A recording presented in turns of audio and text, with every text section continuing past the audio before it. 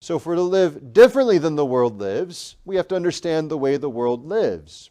And so notice, as Paul sets it forth, we can consider two things when we think of the way of the world.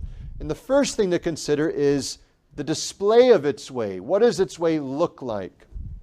And if we were to summarize what Paul is saying in verse 2 and 3 about the world and what we're not to do and what the world does do, we can say that the world lives by way of selfish contention.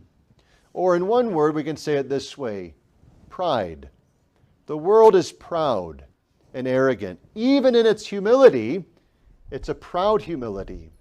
It loves to do all of this virtue signaling, as the world says today. And it loves to hand out free money to people so long as a camera's around to show them handing out free money to people. And encouraging others to do the same. And building up their algorithms so that more people are seeing this and so on. Whereas the Bible says, let not your right hand know what your left hand is doing, the world says, let everyone know what I'm doing when it's good. That's the way of the world. It's proud, it's arrogant, and it loves to masquerade humility, and yet in such a way as caters to its own worth. Notice the text. We're not to speak evil of any man, verse 2. We're not to be brawlers. Instead, we're to be gentle and so on. But notice verse 3.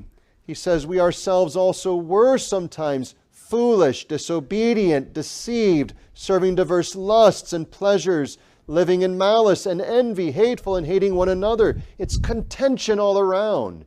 It's warfare throughout. It's words that are filled with hate, meant to destroy. It's envy that festers within and sees someone else advancing, and outwardly may put a thumbs up or a smile on the face, but inwardly is filled with all sorts of desires that what they have, I want to have. And they aren't worthy of it, I'm worthy of it. What have they done? Look what I've done.